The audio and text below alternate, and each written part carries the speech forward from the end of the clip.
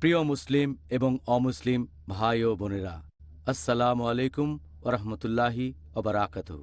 আল্লাহর দয়া, শান্তি ও রহমত আপনাদের সবার উপরে বর্ষিত হোক। আমি আপনাদের হোস্ট ইউসুফ চেম্বার্স আপনাদের স্বাগত জানাই আমাদের এই সিরিজ অনুষ্ঠানে, যার শিরোনাম Ramadan, a date with doctor Zakir. আজকে আমাদের আলোচনার টপিক হল রমজানের প্রারম্ভিক কথা। ডক্টর জাকির, আসসালামু আলাইকুম ওয়া রাহমাতুল্লাহি ওয়া বারাকাতুহু। ওয়ালাইকুম আসসালাম রহমতুল্লাহ বারাকাতুহু।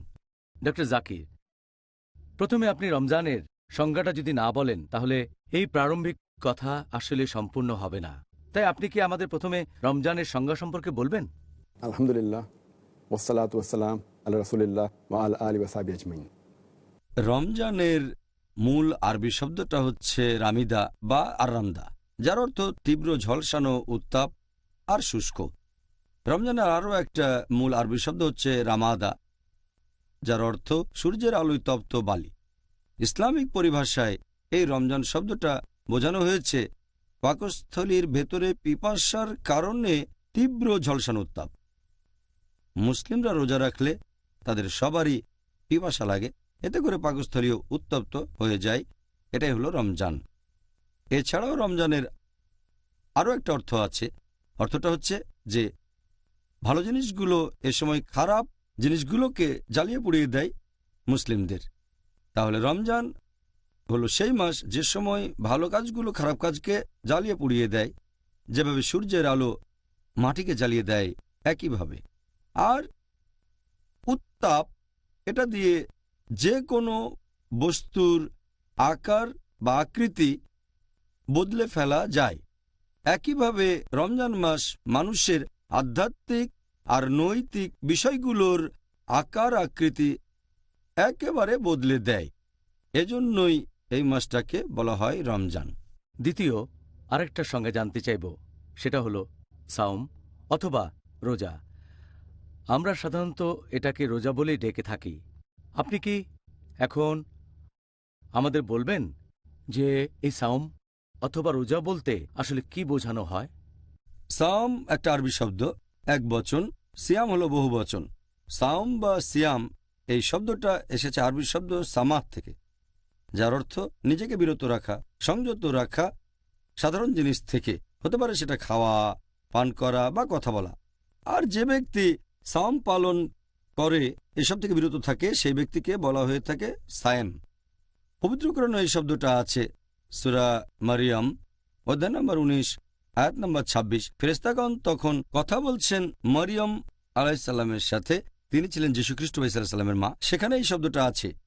এই আয়াতটা পড়লে দেখবেন যে আমি আল্লাহর উদ্দেশ্যে সাওম রাখার মানত করেছি। তবে এখানে এই সাওম শব্দটা রোজা, এটা দিয়ে পানাহার থেকে বিরত থাকার কথা বলা হয়নি। এখানে অর্থ হলো কথা বলা থেকে বিরত থাকা। কারণ যদি প্রসঙ্গটা দেখেন, যদি এর আগের আয়াতটা দেখেন পবিত্র কোরআনে সূরা মারিয়াম অধ্যায় নম্বর 19 আয়াত নম্বর 25 বলা হয়েছে যে আল্লাহ সুবহানাহু ওয়া তাআলা মরিয়মকে বলছেন, আল্লাহ তাকে শান্তিতে রাখুন, যে খেজুর গাছের কাণ্ডে নাড়া দাও, তাহলে পাকা খেজুর মাটিতে পড়বে। এর পরের আয়াতে সূরা মারিয়াম অধ্যায় 19 আয়াত 26 বলছে, সেগুলো থেকে আহার করো, পান করো। এরপর বলা হয়েছে, তুমি যদি তখন কোনো মানুষকে দেখো, তাদের বলো, আমি আল্লাহর উদ্দেশ্যে সাওম পালন করছি, আজ আমি কোনো মানুষের সাথে কথা বলবো না। তাহলে যেহেতু এখানে কথা না বলা বোঝাতে সাওম শব্দটা ব্যবহার করা হয়েছে, এর মানে কথা বলা থেকে বিরত থাকা।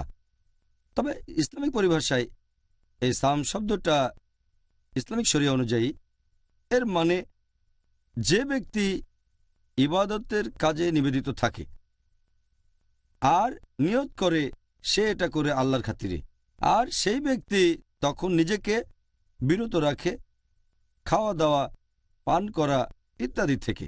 এ সময় সে বিরত থাকে সহবাস থেকেও, এমনকি বীর্যস্খলন থেকেও বিরত থাকে। এক কথায় সাওম শব্দের ইসলামিক পরিভাষায় মানে হচ্ছে যে ব্যক্তি রোজা ভাঙার কারণ থেকে বিরত থাকে। রোজা ভাঙার কারণ, যেসব কারণে রোজা ভেঙে যায়, সেগুলো খাবার মুখ দিয়ে নেন বা নাক দিয়ে নেন, অথবা ড্রিঙ্ক, যে কোনো ধরনের ড্রিঙ্ক হতে পারে, পানি, দুধ, ফলের জুস, যে কোনো ড্রিঙ্ক, সেটা মুখ দিয়ে বা নাক দিয়ে খান, অথবা পুষ্টি গ্রহণ, যে কোনো উৎস থেকে শরীরে পুষ্টি যোগানো। এছাড়াও সে সময় সহবাস থেকে বিরত থাকতে হবে। এক কথায় সাওম মানে পাকস্থলী এবং অন্যান্য অঙ্গের সংযম। এটা হলো ইসলাম অনুযায়ী সাওমের সংজ্ঞা এবং এটা হচ্ছে মূল সংজ্ঞা। তবে আপনি যদি আরও বিস্তারিত জানতে চান, সাওম মানে শুধুমাত্র খাবার দাবার থেকে বিরত থাকা আর সহবাস থেকেই নয়, এগুলোর কারণে রোজা ভেঙে যায়। এটার আরও একটা মানে খাওয়া দাওয়া আর সহবাস থেকে বিরত থাকার পাশাপাশি সংযম করতে হবে আমাদের জিহ্বার, আমাদের চোখের, আমাদের কানের, অন্যান্য অঙ্গ প্রত্যঙ্গের। আর সেজন্যই আমরা যখন সাওম শব্দটা ব্যবহার করি, আমাদের নবী মুহাম্মদ সাল্লাল্লাহু আলাইহি ওয়াসাল্লাম বলেছেন, এটার উল্লেখ আছে সহিহ বুখারীতে ৩ নম্বর খণ্ড, বুক অব ফাস্টিং, হাদিস নম্বর 1903। আমাদের প্রিয় নবী বলেছেন, যে ব্যক্তি মিথ্যা কাজ আর মিথ্যা কথা বলা থেকে বিরত থাকে না, সংযত থাকে না, অশ্লীলতা করে, সেই ব্যক্তির পানাহার থেকে বিরত থাকায় আল্লাহর কোনো প্রয়োজন নেই। তার মানে খাওয়া দাওয়া বন্ধের পাশাপাশি মিথ্যে কাজ আর মিথ্যে কথা বলা থেকে আপনাকে বিরত থাকতে হবে। আর আমাদের নবী মুহাম্মদ সাল্লাল্লাহু আলাইহি ওয়াসাল্লাম এই কথাটা আবারও বলেছেন। আমাদের প্রিয় নবী মুহাম্মদ সাল্লাল্লাহু আলাইহি ওয়াসাল্লামের হাদিস, একটা সহিহ হাদিস আছে সহিহ তাকরিবে, খণ্ড নম্বর 1, হাদিস নম্বর 1068। নবী সাল্লাল্লাহু আলাইহি ওয়াসাল্লাম বলেছেন যে কোনো ব্যক্তি রোজা রাখার সময় পানাহার থেকে বিরত থাকবে, পাশাপাশি বিরত থাকবে মিথ্যা কথা বলা থেকে, অশ্লীল কথা থেকে। যদি কেউ তার উপর রেগেও যায়, তার সাথে তর্ক করে অথবা ঝগড়াঝাটি করে, সে তখন বলবে আমি রোজা আছি, আমি রোজা আছি। তাহলে আমরা বুঝতে পারছি যখন কেউ রোজা রাখবে তখন সে 3টা কাজ থেকে নিজেকে বিরত রাখবে। 1 নম্বর হচ্ছে পাকস্থলী আর অন্যান্য অঙ্গ প্রত্যঙ্গ। রোজা ভাঙার মতো কাজ থেকে বিরত থাকবে, যেমন খাবার দাবার, পানীয় আর সহবাস।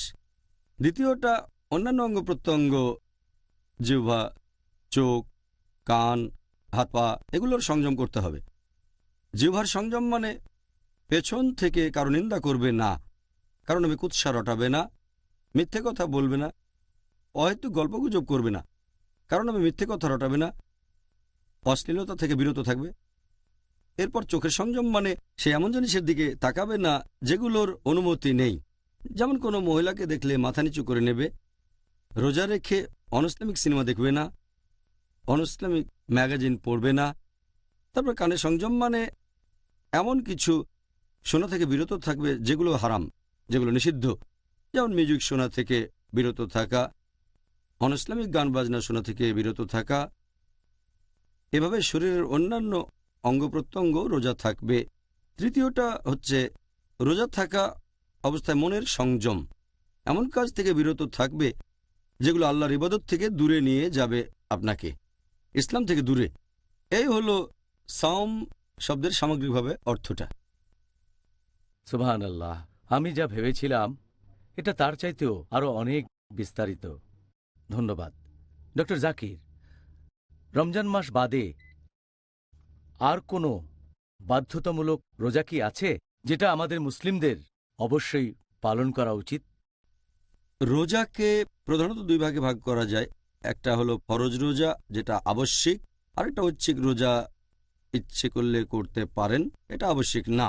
এই রোজা নিয়ে আমরা 31তম পর্বে আলোচনা করব। এখন আবশ্যিক রোজার কথা যদি বলতে হয়, এটাকে আবার 4 ভাগে ভাগ করা যায়। প্রথমটা নিয়ে আলোচনা করেছি, রমজান মাসে আমরা যে আবশ্যিক রোজা রাখি।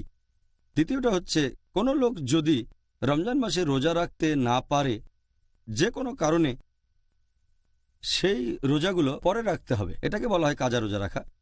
তৃতীয়টা হচ্ছে গুনাহ বা পাপ থেকে ক্ষমা পাওয়ার উদ্দেশ্যে রোজা রাখা, যে আমি একটা গুনাহ করেছি, এখন তার কাফারা হিসেবে কয়েকদিন রোজা থাকব। চতুর্থ হচ্ছে আপনি যদি রোজা রাখা মানত করে থাকেন। এই হলো ফরজ রোজার 4টা আলাদা ক্যাটাগরি, আবশ্যিক রোজা। জাযাকাল্লাহ খায়ের।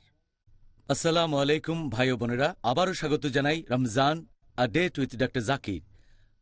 আমি আপনাদের হোস্ট ইউসুফ চেম্বার্স, আর আজকের পর্বে আলোচনার টপিক রমজান মাসের ভূমিকা। ডক্টর জাকির, এবারের প্রশ্নটাও খুব গুরুত্বপূর্ণ। রমজান এই মাসে রোজা রাখা প্রসঙ্গে দুর্ভাগ্যজনকভাবে অনেক মুসলিম ভাই ও বোন রমজান মাসে এই বাধ্যতামূলক রোজা রাখাটা পালন করে না। আপনি কি তাদের উদ্দেশ্যে এই ব্যাপারে কোনো উপদেশ দেবেন পবিত্র কোরআন এবং নবীর সুন্নাহ থেকে, যেগুলো থেকে প্রমাণ করা যায় যে এই রমজান মাসে রোজা রাখা প্রত্যেক মুসলিমদের জন্যই বাধ্যতামূলক? পবিত্র কোরআনে অনেক আয়াত আছে, এছাড়া অনেক হাদিসও আছে, সেখানে স্পষ্ট করে বলা হয়েছে যে এটা ফরজ।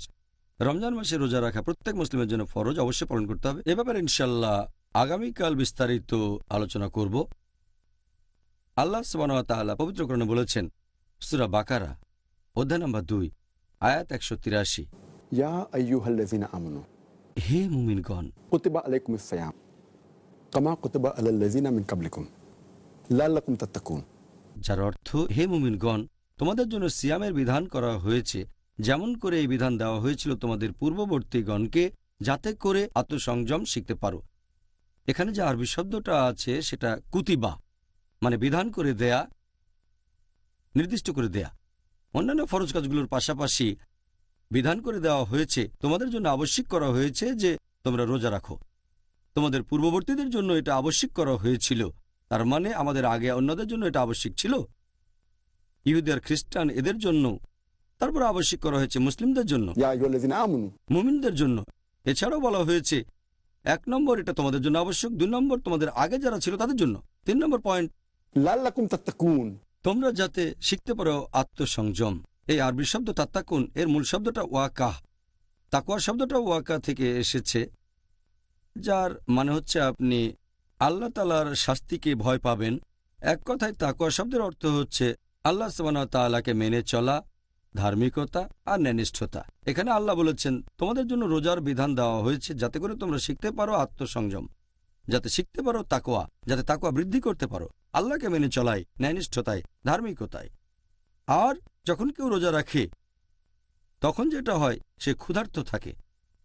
দেখবেন যখন কেউ ভর পেটে থাকে সেটাই তাকে এনার্জি দেয়। অনেক সময় সে এই এনার্জি থেকেই নিষিদ্ধ কাজ করে, যেটা আসলে ঠিক না। যখন রোজা রাখবেন তখন খারাপ কাজ করার প্রবণতাটা কমে যাবে আর তাকওয়া ব্যারোমিটার উপরে উঠে যাবে। সেজন্য রোজা পালন করলে আপনি মুত্তাকি হতে পারবেন, তাকওয়া বৃদ্ধি করতে পারবেন। এছাড়া পবিত্র কোরআনে বলা হয়েছে সূরা বাকারা অধ্যায় নম্বর 2 আয়াত 185, আল্লাহ বলেছেন, शहरु रमज़ान अल्लज़ी उनज़िला फ़ीहिल कुरान हुदल लिन्नास। অর্থাৎ রমজান হলো সেই মাস যে মাসে পবিত্র কোরআন নাজিল হয়েছে মানুষ জাতির পথনির্দেশক হিসেবে, वबय्यिनातिम मिनल हुदा वल फुरकान। সৎপথের স্পষ্ট নিদর্শন রূপে এবং সত্য ও মিথ্যার পার্থক্যকারী রূপে। এরপরে আল্লাহ বলেছেন যে সব মানুষ এই মাসটা পাবে তারা রোজা রাখবে, তার মানে এটা ফরজ। আপনি মুসলিম, যদি রমজান মাস আসে আপনি রোজা রাখবেন। কিছু ব্যতিক্রম আছে, যদি অসুস্থ থাকেন, যদি ভ্রমণ করেন তাহলে অন্য সময় রাখতে পারেন, ইত্যাদি ইত্যাদি। এখন এই আয়াতটা বলছে রমজান মাসে রোজা রাখাটা প্রত্যেক মুসলিমের জন্য ফরজ। কিছু ব্যতিক্রম আছে। এছাড়াও অনেকগুলো সহিহ হাদিস আছে যেগুলো বলছে রমজান মাসে রোজা রাখা মুসলিমদের জন্য ফরজ। আমি একটা হাদিসের উদাহরণ দিচ্ছি। আমাদের প্রিয় নবী সাল্লাল্লাহু আলাইহি ওয়াসাল্লাম বলেছেন, এটা আছে সহিহ বুখারী খণ্ড নম্বর 1 বুক অব ঈমান হাদিস নম্বর 8। আমাদের নবী বলেছেন ঈমানের ভিত্তি হলো 5টা স্তম্ভ। প্রথমটা হলো লা ইলাহা ইল্লাল্লাহ মুহাম্মাদুর রাসূলুল্লাহ, আল্লাহ ছাড়া কোনো উপাস্য নেই আর নবী মুহাম্মদ সাল্লাল্লাহু আলাইহি ওয়াসাল্লাম আল্লাহর প্রেরিত রাসূল। দ্বিতীয়টা হচ্ছে সালাত কায়েম করা, নামাজ আদায় করা। তৃতীয় হলো যাকাত দেয়া, গরিবদের জন্য দান করা। চতুর্থ হলো হজ পালন করা, পবিত্র শহর মক্কায় গিয়ে হজ করা। আর পঞ্চমটা হচ্ছে সাওম পালন করা, অর্থাৎ রোজা রাখা। তাহলে নবী সাল্লাল্লাহু আলাইহি ওয়াসাল্লামের এই হাদিস সহিহ বুখারী খণ্ড নম্বর 1 বুক অব ঈমান হাদিস নাম্বার 8, এখানে বলা হয়েছে যে রোজা হচ্ছে ইসলামের একটা স্তম্ভ। শুধু ফরজই নয়, ইসলাম ধর্মের মূল বিশ্বাসের একটা স্তম্ভ। এটা ইসলামের সবচেয়ে গুরুত্বপূর্ণ যে 5টা কাজ তার মধ্যে রোজা একটা। তাহলে এখান থেকেই আমরা বুঝতে পারছি সব মুসলিমের জন্যই রোজা রাখা ফরজ। হ্যাঁ, আপনি এখানে একেবারে পরিষ্কার করে ব্যাপারটা ব্যাখ্যা করলেন। এখন সবার উচিত এই উপদেশগুলো নিয়ে রমজান মাসে রোজা রাখা, ইনশাআল্লাহ।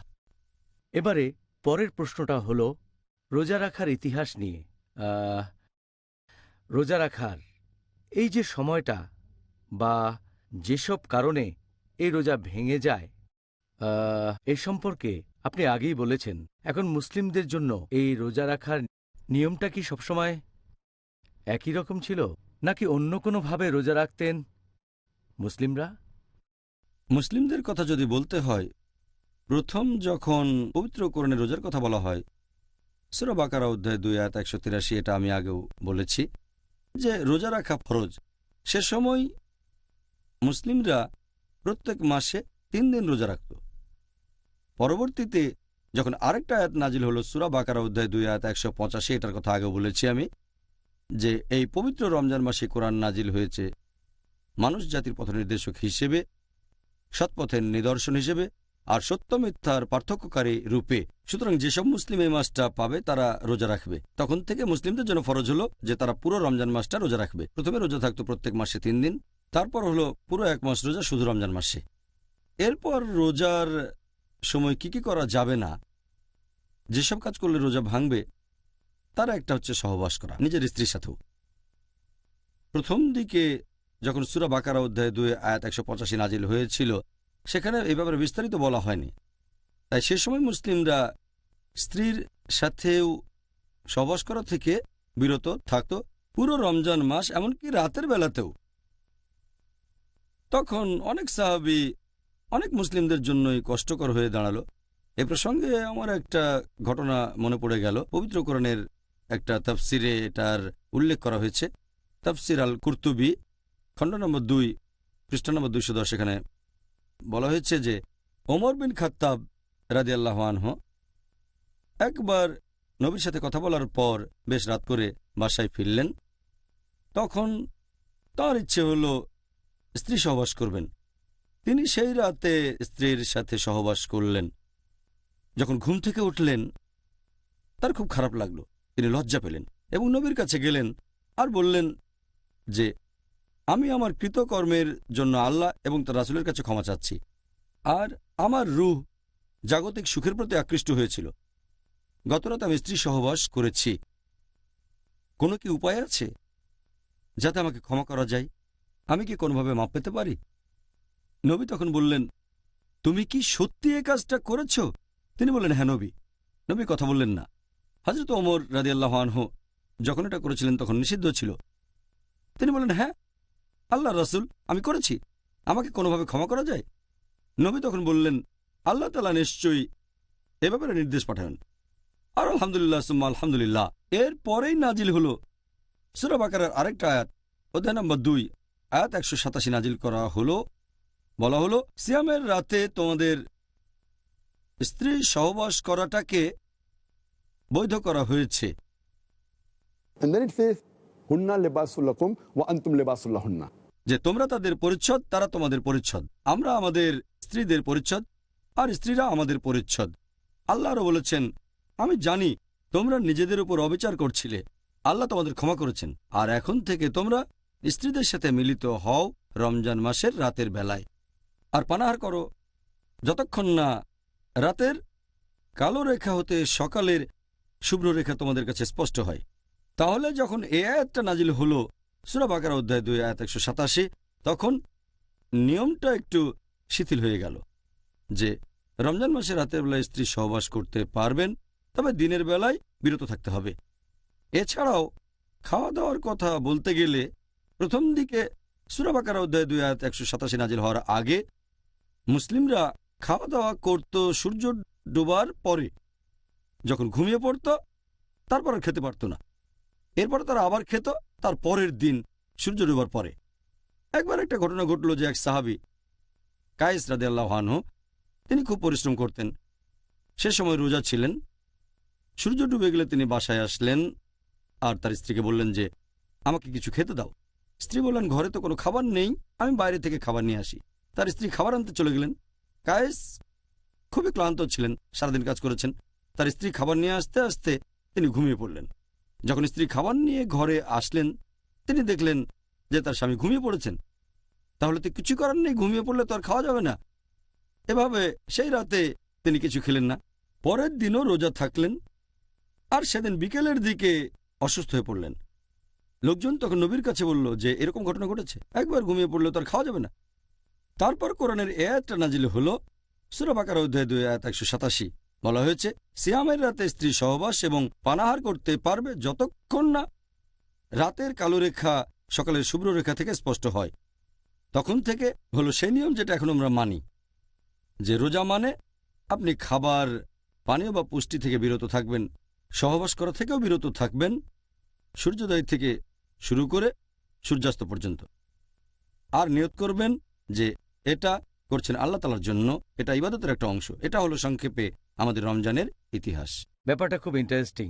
আমরা সাহাবিগণের তুলনায় অনেক বেশি সুবিধা পেয়েছি, আলহামদুলিল্লাহ। A date with doctor Zakir. আমি আপনাদের হোস্ট ইউসুফ চেম্বার্স, আর আজকের পর্বে আলোচনার টপিক রমজান মাসের ভূমিকা। ডক্টর জাকির, এখন আপনি আমাদের একটু আগেই বললেন রোজা রাখার ইতিহাস সম্পর্কে। মুসলিমরা প্রথম দিকে রোজা রাখত 3 দিন, পরবর্তীতে 1 মাস। এই বিষয়টাকে পবিত্র কোরআনের পরস্পর বিরোধী বলা যায় কি? পবিত্র কোরআনে পরস্পর বিরোধী কোনো কথা নেই। আল্লাহ পবিত্র কোরআনে বলেছেন, সূরা নিসা অধ্যায় নম্বর 4 আয়াত নম্বর 82, আফালা ইয়াতাদাব্বারুনাল কুরআন ওয়ালাউ কানা মিন ইনদি গায়রিল্লাহ লাওয়াজাদু ফি ইখতিলাফান কাসীরা। তারা কি কোরআন সম্বন্ধে অনুধাবন করে না? কোরআনের ব্যাপারে এটা কি বুঝতে পারে না? এটা যদি আল্লাহ ব্যতীত অন্য কারো কাছ থেকে আসতো তাহলে সেখানে অনেক অসঙ্গতি থাকত। তাহলে কোরআনের কোনো আয়াতই পরস্পর বিরোধী হবে না। তবে কিছু ব্যাপার রদ হয়ে যায়, লোকে এগুলোকেই ধরে। আমার মতে এটা পরস্পর বিরোধী কিছু নয়। রদ হওয়া মানে যেটা আগে নাজিল হয়েছিল। আর পবিত্র কোরআন বলছে সূরা বাকারা অধ্যায় নম্বর 2 আয়াত 106, আমি কোনো আয়াত রহিত করলে বা বিস্তৃত হতে দিলে তা থেকে উত্তম অথবা তার সমতুল্য আয়াত নাজিল করি। তাই অনেক সময় দেখবেন যে জিনিসগুলো হারাম অথবা ফরজ করা হয়েছে তা বলা হয়েছে ধাপে ধাপে। এমন না যে কঠিন কাজকে সহজ করা হয়েছে, মাঝে মাঝে কঠিন কাজ সহজ হয়ে গেছে। আবার কোনো কাজ আগে সহজ ছিল, অনেকেই করত, পরে কঠিন হয়ে গেছে। যেমন ধরেন অ্যালকোহলকে যেভাবে নিষিদ্ধ করা হয়েছে। এ সম্পর্কে প্রথম নাজিল হওয়া আয়াত সূরা বাকারা অধ্যায় 2 আয়াত 219 বলছে যে অ্যালকোহলের মধ্যে, মাদকদ্রব্যের মধ্যে আছে লাভ এবং ক্ষতি, লাভের চেয়ে ক্ষতি বেশি। এখানে হারাম বলা হয়নি, সাবধান করা হয়েছে যে লাভের চেয়ে ক্ষতি বেশি। এরপর সূরা নিসা অধ্যায় 4 আয়াত 43 বলছে, যখন তোমরা নেশাগ্রস্ত থাকবে তখন নামাজ পড়ো না। এটা কিন্তু বলা হয়নি যে যখন নামাজ পড়বে না তখন মাদকদ্রব্য নিতে পারো। এটা বলা থাকলে একটা সমস্যা হয়ে যেত। এখানে বলা হচ্ছে যখন নামাজ পড়বে তখন নেশাগ্রস্ত থেকো না। আর মুসলিমদের জন্য 5 ওয়াক্ত নামাজ পড়া ফরজ। তার মানে অ্যালকোহল বা মাদকদ্রব্য সেবনের কোনো প্রশ্নই আসছে না। তবে হয়তো রাতে এশার নামাজের পরে বা ফজরের নামাজের পরে অনেকটা গ্যাপ থাকে। এরপর নাজিল করা হলো সূরা মাইদা অধ্যায় 5 আয়াত 90, ইয়া আইয়ুহাল্লাযীনা আমানু হে মুমিনগণ, ইন্নামাল খামরু ওয়াল মাইসিরু নিশ্চয়ই মদ পান করা এবং জুয়া খেলা, ওয়াল আনসাবু ওয়াল আসলামু মূর্তি পূজার বেদী, ভাগ্য নির্ণায়ক স্বর, রিজতুম মিনাল শাইতান এগুলো সব শয়তানের কাজ। ফাজতানিবু লাআল্লাকুম তুফলিহুন। এগুলো বর্জন করো যাতে সফল কাম হতে পারো। তাহলে আমরা দেখতে পাচ্ছি যে অ্যালকোহল বা মাদকদ্রব্যকে নিষিদ্ধ করা হয়েছে ধাপে ধাপে। প্রথমে শুধু সাবধান করা হলো যে লাভের চেয়ে ক্ষতি বেশি, তারপর নামাজের সময় নিষেধ, তারপরে পুরোপুরি নিষেধ। একইভাবে রোজার ব্যাপারেও কোরআনে কোনো আয়াতই পরস্পর বিরোধী হবে না। অনেকে এভাবে বলে যে কোরআনে এখন একটা বলছে তারপরে অন্য কথা। আমি তাদের সঙ্গে একমত নই। রদ করা মানে পরস্পর বিরোধী নয়। এর মানে হচ্ছে সূরা মাইদা অধ্যায় 5 আয়াত 90, এর মধ্যে সেই দুটো আয়াতও আছে। এটা যখন সব সময় নিষিদ্ধ তাহলে নামাজ পড়ার সময়ও নিষিদ্ধ হবে। একইভাবে সূরা বাকারা অধ্যায় 2 আয়াত 183, এখানে বলা হয়েছে যে রোজা রাখা ফরজ। এখানে 3টা দিন নির্দিষ্ট করে দেওয়া হয়নি। এই নিয়মটা এসেছে অন্য জায়গা থেকে। কোরআন নির্দিষ্ট করে বলেনি, শুধু বলেছে রোজা রাখা ফরজ। এরপর সূরা বাকারা অধ্যায় 2 আয়াত 185 বলছে যে তোমরা পুরো রমজান মাস রোজা রাখবে। তাহলে প্রথম দিকে মুসলিমরা যে মাসে 3 দিন রোজা রাখত এটা তারা জেনেছিল অন্য জায়গা থেকে। যদি কোরআনে কথা বলতো যে মাসে 3 দিন রোজা রাখবে, এমন হলে 1 মাসের কথাটা পরস্পর বিরোধী হয়ে যেত। এছাড়াও প্রথম দিকে মুসলিমরা যেটা করতো সূরা বাকারা অধ্যায় 2 আয়াত 184 বলছে যে তোমরা রোজা রাখবে। তবে রোজা রাখতে যারা পারবে না বিভিন্ন অসুবিধার কারণে, তাদের অপশন দুটো, হয় রোজা রাখবে নয়তো গরিব কোনো লোককে খাইয়ে দেবে, অভাবগ্রস্তকে। তখনকার দিনে এটা ফরজ ছিল না। যদি রোজা রাখা কঠিন হয়ে যায়, রোজা থাকতে পারেন অথবা গরিব লোককে খাওয়াতে পারেন। রোজা রাখাটা বেশি ভালো, ফরজ না। এই আয়াতটা প্রথমে। তারপর যখন সূরা বাকারা অধ্যায় 2 আয়াত 185 নাজিল হলো তখন রোজা সবার জন্য ফরজ হয়ে গেল। প্রথম আয়াতটাতে বলা হয়েছে তাদের কথা যারা অসুস্থ, খুবই অসুস্থ, অথবা যারা অনেক বয়স্ক। তার মানে তাদের ইচ্ছা আছে কিন্তু শারীরিকভাবে তারা রোজা রাখতে সক্ষম না। তাহলে যদি অসুস্থ থাকেন, হয়তো অনেকদিন ধরে বিছানায় পড়ে আছেন, সুস্থ হয়ে উঠছেন না, অথবা আপনার বয়স অনেক বেশি, এখন আর রোজা রাখতে পারছেন না, প্রত্যেকটা দিনই আমাদের বয়স বেড়ে চলেছে, তাহলে যদি কষ্ট করে রোজা রাখেন ভালো, তা না হলে অভাবগ্রস্ত লোককে খাইয়ে দেন, কোনো গরিবকে। একইভাবে সহবাসের ক্ষেত্রেও প্রথম দিকে নিয়মটা ছিল পুরো রমজান মাসে স্ত্রীর সাথে সহবাস করতে পারবেন না পুরো 1 মাস। কোরআন কিন্তু একথা বলেনি, কোরআন শুধু বলেছে রমজান মাসে তোমরা রোজা রাখো। এটা তারা জেনেছে অন্য উৎস থেকে, কোরআনের কথা পরস্পর বিরোধী না। প্রথম দিকে মুসলিমরা রোজা রাখত 3 দিন, এটা বেশ সহজ ছিল। তখন রোজা রাখা যদি কঠিন হয়ে যায়, না চাইলে রোজা রাখবেন না, গরিব লোককে খাইয়ে দেন, তাহলে প্রথম দিকে এটা সহজ ছিল, পরবর্তীতে কঠিন হয়ে গেল। স্ত্রী সহবাসের ব্যাপারে বলতে গেলে প্রথমে এটা কঠিন ছিল, 1 মাস সহবাস করবেন না, তারপর আল্লাহ সহজ করে দিলেন। কোরআনের কোনো আয়াতই পরস্পর বিরোধী না। তবে যেহেতু পবিত্র কোরআন নাজিল হয়েছে 22.5 বছর ধরে, সেখানে কিছু জিনিস নিষিদ্ধ করা হয়েছে একেবারে শুরুতেই, আর কিছু ধাপে ধাপে। কিছু জিনিস ফরজ করা হয়েছে শুরুতেই, কিছু ধাপে ধাপে। রোজা রাখাটা যেহেতু লোকজনের জন্য কঠিন ছিল, তাই ধাপে ধাপে এসেছে। তবে আলহামদুলিল্লাহ, কোরআনের একটা আয়াতও আরেকটার সাথে পরস্পর বিরোধী হবে না, আলহামদুলিল্লাহ। আলহামদুলিল্লাহ। আমার তো মনে হচ্ছে এটা আল্লাহ সুবহান তাআলার আলহামদুলিল্লাহ। এটা মানুষ জাতির জন্য একটা রহমত। আল্লাহ তাআলার বিধান প্রয়োগ করার জন্য আমরা এখন থেকে সুযোগ আলহামদুলিল্লাহ। পাচ্ছি। পরের প্রশ্ন, এই প্রশ্নটাও যথেষ্ট গুরুত্বপূর্ণ। যখন আমরা রোজা রাখি, এটার মানে কি আমরা শুধু খাবার দাবার, পানীয়, সহবাস এরকম বিভিন্ন কাজ থেকে নিজেদেরকে বিরত রাখব? একজন রোজদারের জন্য যে কাজগুলো করা ফরজ, এ ব্যাপারে আমি আগে বলেছি। এর একটা হচ্ছে সেসব কাজে বিরত থাকা যেগুলোতে রোজা ভেঙে যায়, যেমন খাবার, পানীয় আর সহবাস করা। তবে এগুলো ছাড়াও আরেকটা গুরুত্বপূর্ণ জিনিস হচ্ছে রোজার নিয়ত, রোজার উদ্দেশ্য। যে কোনো কাজ নিয়ত ছাড়া আখিরাতের জন্য সেটা মূল্যহীন। একটা নিয়ত থাকতেই হবে। সেজন্য নিয়ত, উদ্দেশ্য খুব গুরুত্বপূর্ণ। কারণ আমরা রোজা রাখছি আল্লাহ তাআলার সন্তুষ্টি লাভের জন্য, এটা এক ধরনের ইবাদত। যদি এই নিয়তটা না থাকে, তাহলে সেটা হয়ে যাবে সাধারণ কাজ। যেমন ধরেন, কেউ হয়তো রাজনৈতিক কারণে রোজা রাখে, কেউ হয়তো রোজা রাখে প্রতিবাদ জানানোর জন্য, অনশন করেও রোজা রাখতে পারে, হাঙ্গার স্ট্রাইক, আমি খাবো না হাঙ্গার স্ট্রাইক, হয়তো কিছু দাবি আদায়ের জন্য এভাবে অনশন করছে। আবার কেউ রোজা রাখতে পারে স্বাস্থ্যগত কারণে, হয়তো ডায়েটিংয়ের জন্য, সে রোজা রাখতে পারে ওজন কমানোর জন্য, রোজা রাখতে পারে কোনো চিকিৎসার জন্য। তবে এইসব রোজায় সেরকম কোনো নিয়ত থাকে না। নিয়ত হবে আল্লাহ তাআলাকে সন্তুষ্ট করা। আর সেজন্যই ইসলামিক শরিয়া অনুযায়ী রোজার সময় শুধু বিভিন্ন কাজ থেকে বিরত থাকলেই চলবে না, শুরুতে একটা নিয়তও থাকতে হবে। আর নিয়ত ছাড়া রোজা রাখাটা অর্থহীন। এটা খুবই গুরুত্বপূর্ণ। রোজা সহ অন্যান্য আরও কাজেও নিয়ত করাটা হচ্ছে আবশ্যিক।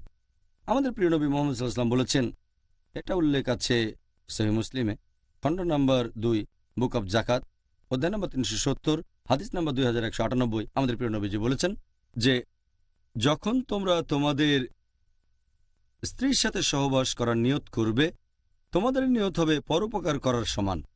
সাহাবীগণ বললেন, স্ত্রীর সাথে সহবাস করা পরোপকার কিভাবে হে আল্লাহর রাসূল? নবী বললেন, তোমরা যদি এমন কারোর সাথে সহবাস করো যে তোমার স্ত্রী নয়, যে কাজটা করা বেআইনি, সেটা তো পাপ, তাই না? তারা বললেন, ইয়া রাসূলুল্লাহ, হ্যাঁ এটা পাপ।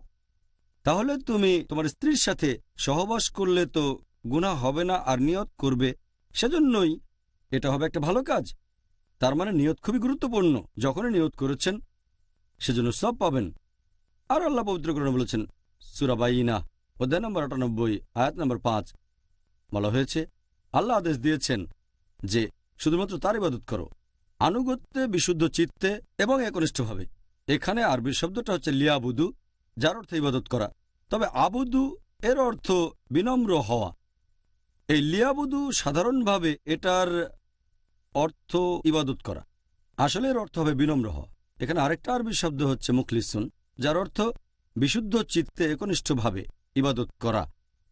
আমরা শুধুমাত্র আল্লাহর ইবাদত করব তার উদ্দেশ্যে, এটাই হবে আমাদের নিয়ত, এটাই হবে আমাদের উদ্দেশ্য। আল্লাহ পবিত্র কোরআনে বলেছেন, সূরা বাকারা, অধ্যায় নম্বর 2, আয়াত নম্বর 29, যে তিনি পৃথিবীর সবকিছু তোমাদের জন্য সৃষ্টি করেছেন।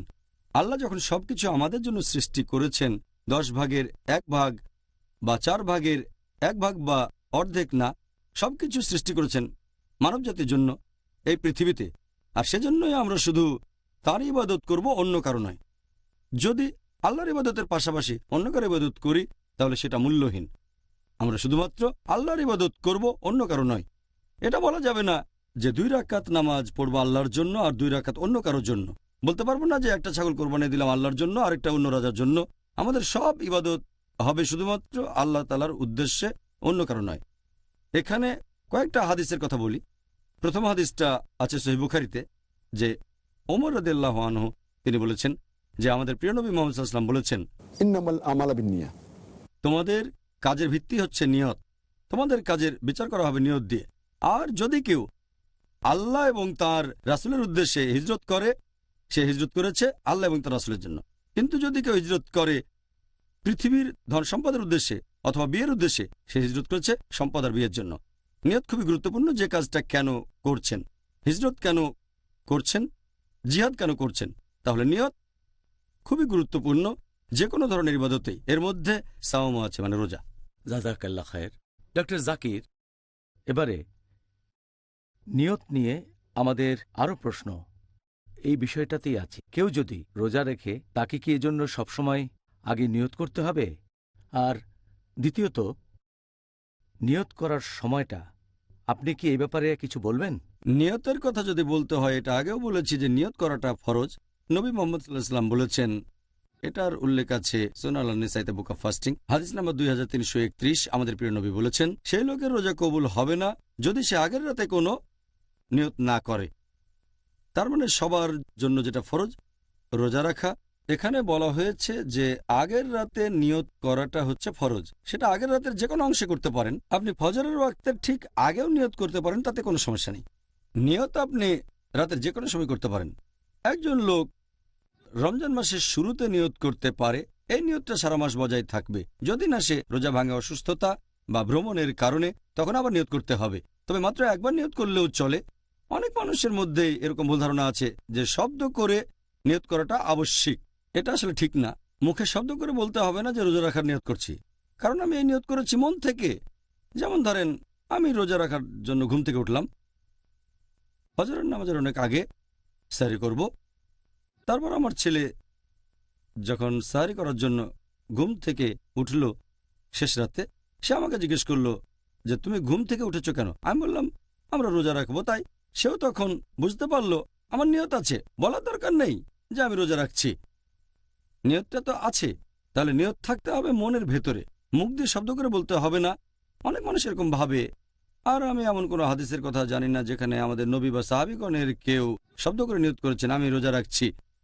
নিয়ত থাকবে মনে। আর 1 মাস রোজার জন্য একবার নিয়ত করলে যথেষ্ট।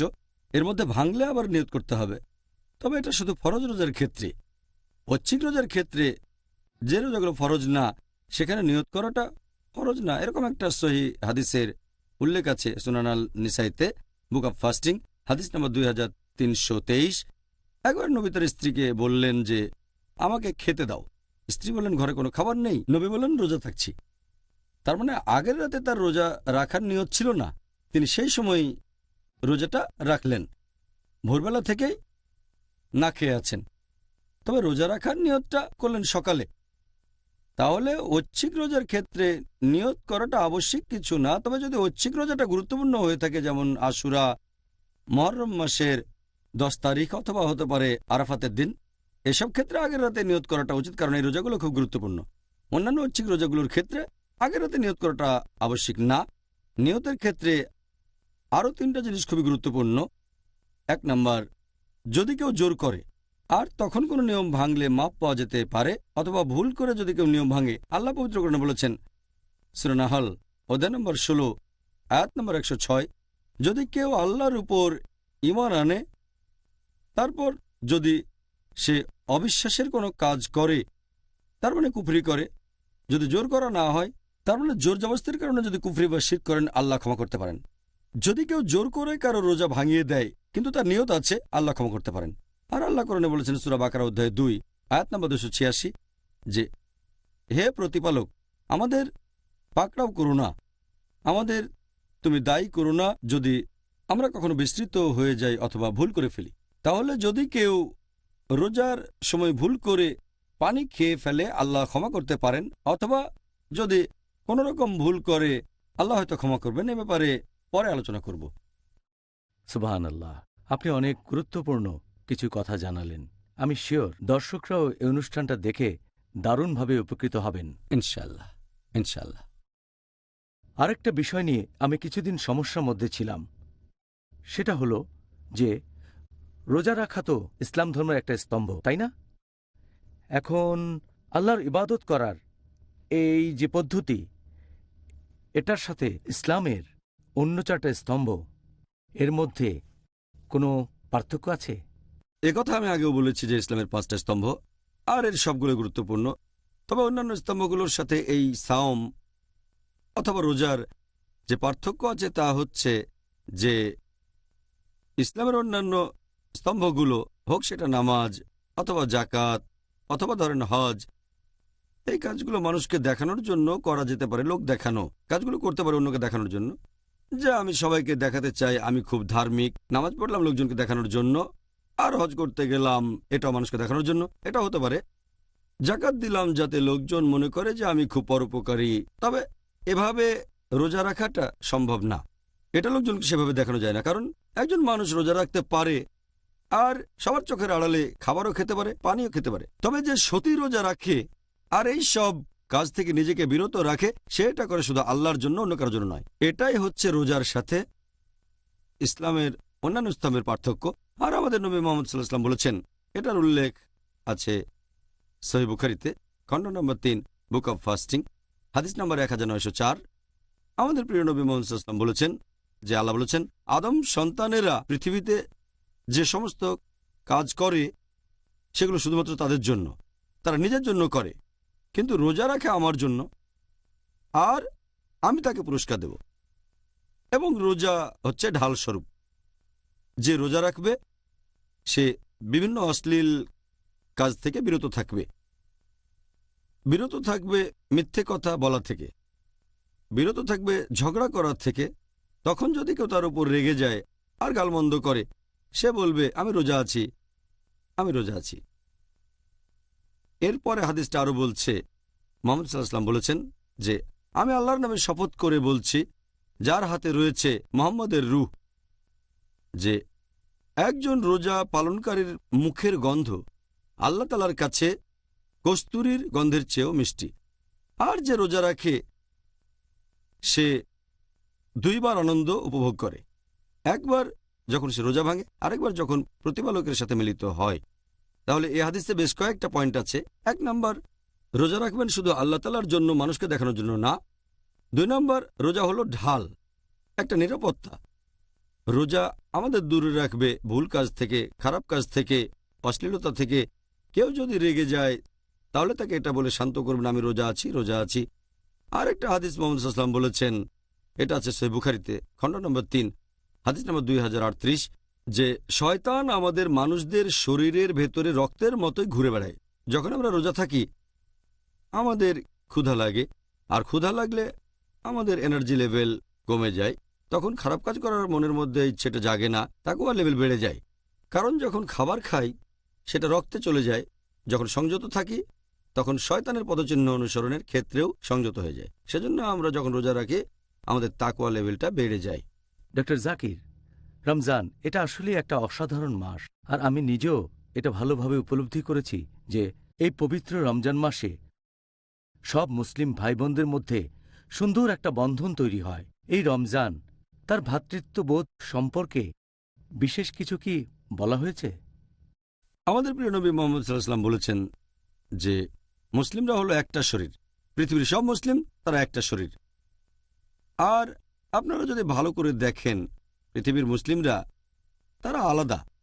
আমরা বিভিন্ন গোত্রের, আমাদের মুখের ভাষা আলাদা, আমাদের গায়ের রং আলাদা, আমাদের জাতি আলাদা, তারপর আমাদের দেশও আলাদা। মুসলিমরা এখন বিভিন্ন গোত্রের, আলাদা, তবে একটা দিকে আমরা সবাই এক, লা ইলাহা ইল্লাল্লাহ মুহাম্মাদুর রাসূলুল্লাহ, অর্থাৎ আল্লাহ তাআলা ব্যতীত অন্য কোনো উপাস্য নেই, আর নবী মুহাম্মদ সাল্লাল্লাহু আলাইহি ওয়াসাল্লাম আল্লাহর রাসূল। তাহলে এই কালেমার উপর ভিত্তি করে আমরা পৃথিবীর সব মুসলিম এক। আল্লাহ পবিত্র কোরআনে বলেছেন, সূরা হুজুরাত অধ্যায় নম্বর 49 আয়াত নম্বর 13। या अय्युहन नासु इन्ना खलकनाकुम मिन ज़करिन व उनसा वजअलनाकुम शुऊबन व क़बाइला लिताअरफू इन्न अक्रमकुम इनदल्लाहि अतकाकुम इन्नल्लाहा अलीमुन खबीर। যার মানে, হে মানুষ জাতি, আমি তোমাদের সৃষ্টি করেছি একজোড়া পুরুষ ও নারী হতে, পরে তোমাদের বিভক্ত করেছি বিভিন্ন জাতি ও গোত্রে, যাতে তোমরা একে অন্যের সাথে পরিচিত হতে পারো, এমন না যে একে অন্যকে ঘৃণা করবে। আর আল্লাহর কাছে সেই ব্যক্তি অধিক মর্যাদা সম্পন্ন যার রয়েছে তাকওয়া। আল্লাহ সুবহানাহু ওয়া তাআলার কাছে আমাদের বিচার করার মানদণ্ড সেটা গোত্র না, বর্ণ না, জাতি না, সেটা লিঙ্গ না, ধন সম্পদ না, সেটা হলো তাকওয়া, আল্লাহ তাআলাকে মেনে চলা, ধার্মিকতা। আর এই পবিত্র রমজান মাসে আল্লাহ কোরআনে বলেছেন সূরা বাকারা অধ্যায় 2 আয়াত 183, लाअल्लकुम तत्तकुन, যাতে করে তোমরা হতে পারো মুত্তাকি, তোমাদের তাকওয়া বাড়াতে পারো। আমাদের তাকওয়া যত বাড়বে, পৃথিবীর মুসলিমরা আমরা তত বেশি একতাবদ্ধ হব। আমরা তো একটাই জাতি, গোত্র বা বর্ণ আমাদের আলাদা করতে পারে না, আমরা এক জাতি। আর এই পবিত্র রমজান মাসে আমাদের তাকওয়া বেড়ে যায়, আমাদের একতা বেড়ে যায়। আর এই একতার সবচেয়ে বড় উদাহরণ আমরা দেখেছি নবী সাল্লাল্লাহু আলাইহি ওয়াসাল্লামের সময়।